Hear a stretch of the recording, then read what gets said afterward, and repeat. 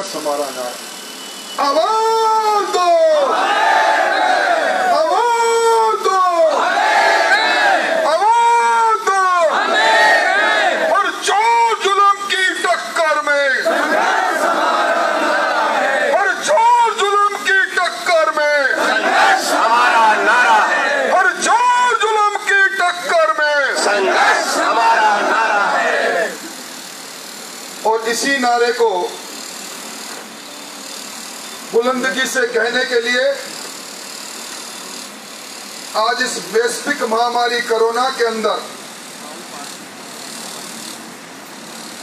सिर्फ उन लोगों को यहां आमंत्रित किया गया था जो अपने संगठन का, अपने गांव का प्रतिनिधित्व करते हैं। ये पहला मौका है जब गांव में, शहरों में ये टेलीफोन करना पड़ा कि आपको आज के कार्यक्रम में आना नहीं है। वैश्विक महामारी कोरोना है, सोशल डिस्टेंसिंग के साथ इस हल्ला बोल कार्यक्रम का आगाज हम कर रहे हैं और हम इस पर खुदा से प्रार्थना कर रहे हैं वो दिन, वो क्षण कब आएंगे जब कोरोना हार जाएगा, हमारा मुल्क, हमारा हिंदुस्तान जीत जाएगा। तब यही मैदान होगा, यही सड़कें होगी, यही सरकार होगी, यही हुंकार होगी। तब हम बताएंगे जनमत को छेड़ने से, जनमत को ललकारने से, जनमत की अवहेलना करने का परिणाम क्या होगा। मैं आप सब लोगों का अभिनंदन करना चाहूंगा, विशेष तौर पर मंच पर बैठे हमारे जिला अध्यक्ष जी, जिला प्रमुख जी, प्रधान जी, हमारे संगठन के अध्यक्ष जी, हमारे पूर्व चेयरमैन साहब सहित हमारे पार्षदगण, नेता प्रतिपक्ष सहित सभी सरपंचगण और मूल्यवान कार्यकर्ताओं का। आज अखबार में सुबह समाचार पढ़ा, वैश्विक महामारी कोरोना से 80,000 से ज्यादा लोग राजस्थान में बीमार हो गए। 1100 के लगभग लोग काल कलवित हो गए। और आज इसी चूरू शहर का एक नौजवान, 34 साल का नौजवान कोरोना की चपेट में आ गया। उसके दाह संस्कार के लिए भी 4 कंधे उसे नसीब नहीं हुए। ऐसे मौके पर हमें मजबूर होकर इस कार्यक्रम को, हल्ला बोल कार्यक्रम के माध्यम से सरकार को चेताना इसलिए पड़ा कि हमारे पास मंच क्या है, राजस्थान की विधानसभा और उसके बाद जनता की सभा। जनता की सभा में कोरोना की छाया है, विधानसभा में सरकार हमें सुनना नहीं चाहती। आपने दृश्य देखा होगा, आजकल विधानसभा यूट्यूब पर है। मैं अपनी बात कह रहा था और मुझे कहा गया कि आप अपनी बात नहीं कहोगे, आप बाहर चले जाओ। सब लोगों ने विरोध किया। उस विधानसभा में जो विधान बनाती है, सरकार की अगुवाई में पुलिस बुलाई गई और उसके बाद जो मंजर हुआ, हमारा पूरा विधायक दल, हमारे नेता प्रतिपक्ष जो 75 साल के हैं, उन्होंने कहा पहले राठौड़ की तरफ बढ़ने से पहले मेरी छाती पर। हमारी महिला विधायक चारों तरफ आ गई, तब जाकर उनको अपनी बात को वापस लेना पड़ा। जाए तो जाए कहां? आज हालात क्या है? मुख्यमंत्री जी से पूछना चाहते हैं, आपने क्यों वादा किया था सेपू की सभा में, जब आपको वोट लेने थे, लोकसभा का चुनाव था, आपने कहा हमने फैसला कर दिया, जन घोषणा पत्र में लिख दिया, हम ना बिजली के दाम बढ़ाएंगे ना पानी के दाम बढ़ाएंगे। इसी 6 फरवरी को आपने 14% दाम बढ़ाए, 70 पैसे प्रति यूनिट के दाम बढ़ गए। मार्च के महीने में वो बिल आना था, महामारी आ गई, बिल को आगे 4 महीने 3 महीने के लिए पोस्टपोन किया।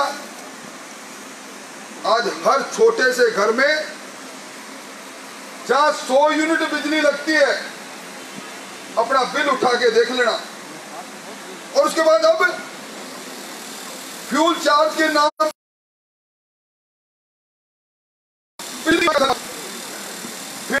फिर जो 30 पैसे का फ्यूल चार्ज प्रति यूनिट लगता है उसको 30 पैसे और बढ़ा दिया, 60 पैसे कर दिया। एडिशनल सिक्योरिटी के नाम पर दाम बढ़ा दिए। VCR के नाम पर किसान को लूटना प्रारंभ कर दिया। और बिजली की कटौती चूरू भूल चुका था। जब मर्जी चूरू में बिजली की कटौती। अगर कोई ट्रांसफार्मर ढाणी का बन के जल गया तो जब तक इनकी भेंट पूजा नहीं करो तब तक ये आगे बढ़ते नहीं। आज तो ये सांकेतिक धरना है। मेरी आवाज एससी साहब सुन रही है तो सुन लेना कि ये चूरू लूट खसोट का केंद्र नहीं बनेगा। इस चूरू के अंदर गला हुआ खंबा गिर जाए, करंट से बच्चा मर जाए और आपके जू नहीं रहेंगे, इन कुर्सियों पर आराम से बैठने नहीं देंगे। आप और आपके मुख्यमंत्री की जेल और कचहरी पहले भी देख चुके हैं और आगे भी देखेंगे। क्या हालात है। 833 रुपए हर महीने के बिजली के 10 हाउस पावर तक के माफ थे।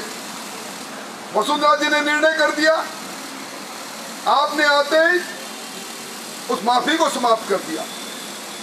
पहले सड़क पर चलते थे, टोल नहीं लगता था, आपने टोल प्रारंभ कर दिया। आज हालात बद से बदतर होते जा रहे हैं। कोरोना के कारण आम आदमी की आर्थिक हालात की चूल्हे हिले हुई है और उसके बीच में इस प्रकार का काम है, कोर्ट में खाद का काम है। अभी पिछले दिनों डॉलर के मुकाबले रुपया कमजोर पड़ा, पेट्रोल डीजल के दाम बढ़े। वहां भी सरकार अगर हमारी है तो हम उस बात को भी जिस मंच पर हमें कहना है कहेंगे, बिजली और पेट्रोल डीजल के दाम नहीं बढ़ने चाहिए। कांग्रेस पार्टी के लोगों ने पूरे देश के अंदर आंदोलन खड़ा किया। गहलोत साहब आपने क्या किया? मैंने तो नहीं कहा था, आपने जन घोषणा पत्र में लिखा था हम पेट्रोल और डीजल के वैट को कम करेंगे, तर्कसंगत करेंगे। क्या कारण है कि आपने डीजल पर 10% और पेट्रोल पर 12% वैट बढ़ा दिया? आपने रोड सेस 50 पैसे प्रति लीटर बढ़ा दिया। ये सवाल जो है आज है, राजस्थान की जनता एक गलती कर दी, 0.5% वोट ज्यादा मिल गए आपको।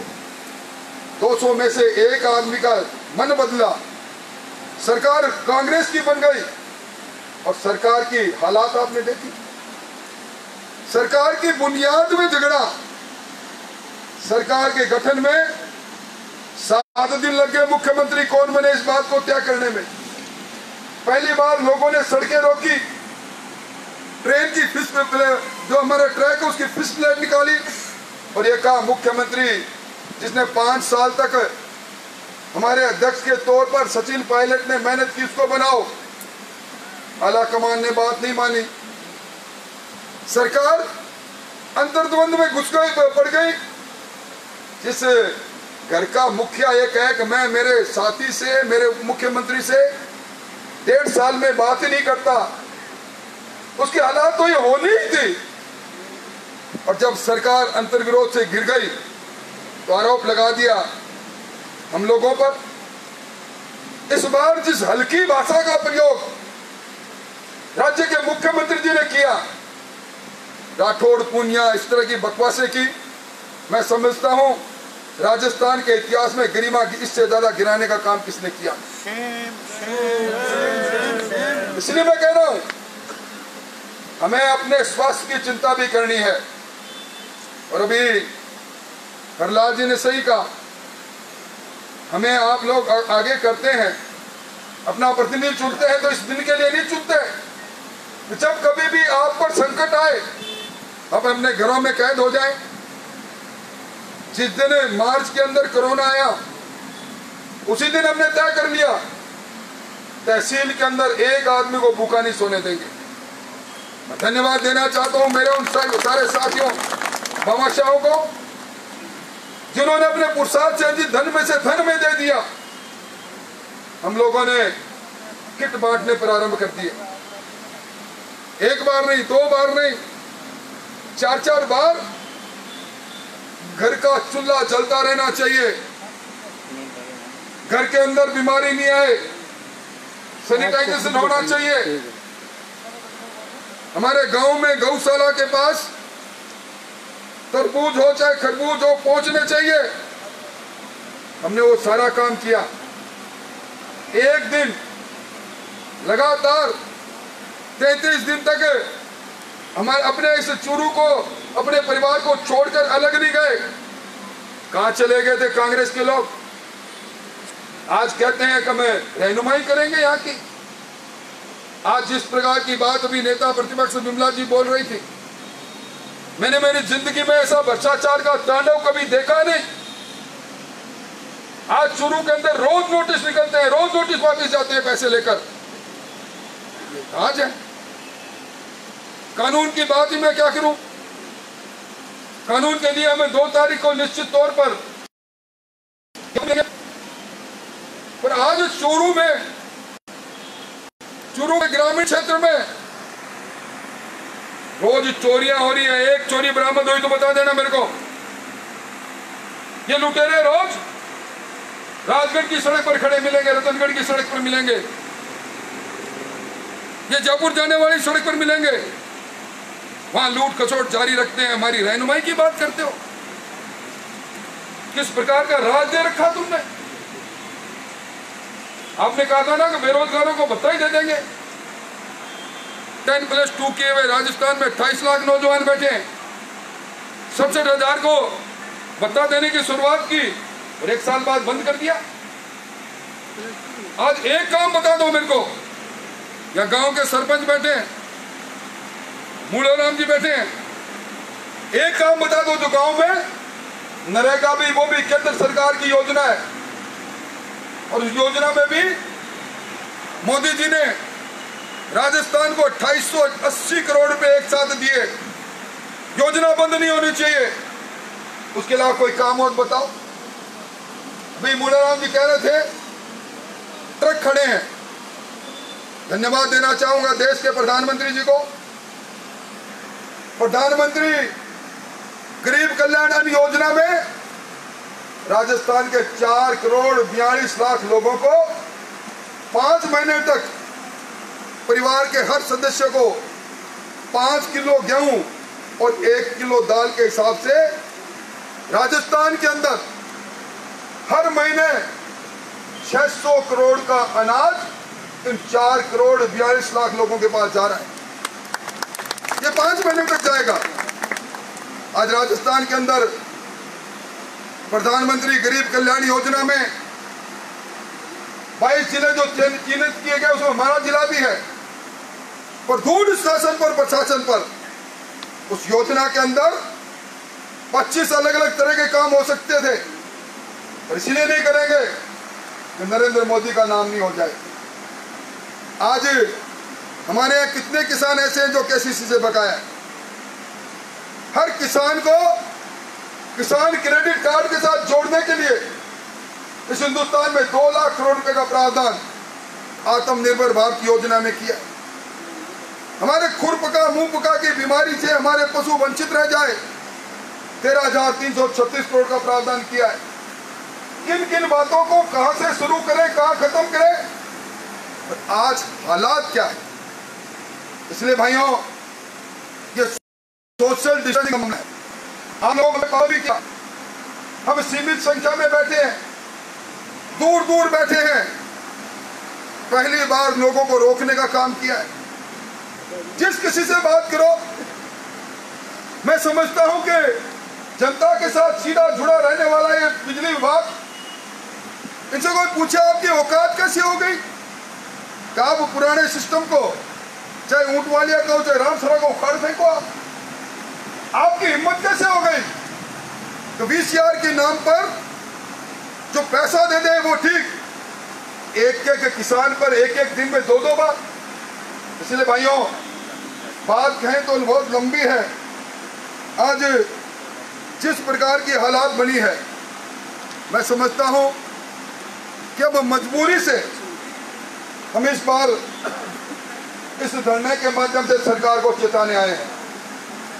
आज चेतावनी है, कौन कौन सी बातों को शुरू करें। अभी मेरे हाथ में बोलता खड़ा हो, तुम दे दिया कागज, डिमांड नोटिस जमा है रतनगढ़ के अंदर डोमेस्टिक कनेक्शन का 2 साल से।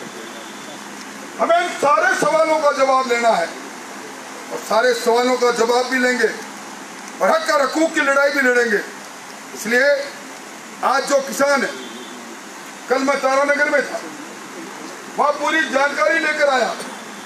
अकेले हमारे चूरू तहसील का 600 करोड़ रुपया प्रधानमंत्री फसल बीमा योजना का बकाया पड़ा है। 2017-18 की खरीफ का पड़ा है, 2018-19 की खरीफ का पड़ा है, 2019 की रबी का पड़ा है, 2020 की रबी का पड़ा है। मैं समझता हूं इस सरकार को इसकी जड़ों में तेजाब डालने का वक्त है भाइयों। तेजाब तभी डालेगा जब आप सब लोग सहयोग करोगे। इसलिए आज इस मंच के माध्यम से अभी हम आप सबकी भावनाओं को ज्ञापन के माध्यम से पहुंचाएंगे। 2 तारीख को हम फिर बात करेंगे। उस दिन SDM के माध्यम से जर्जर कानून व्यवस्था, रुका हुआ विकास, या सरपंचगण बैठे हैं, 1 रुपया का काम हुआ तो बता दो। राज्य वित्त आयोग के पैसों को जो 73वें संविधान के संशोधन के से पंचायत राज ग्राम पंचायत का अधिकार है, आप 1038 करोड़ रुपए को दूसरी जगह खर्च कर दो।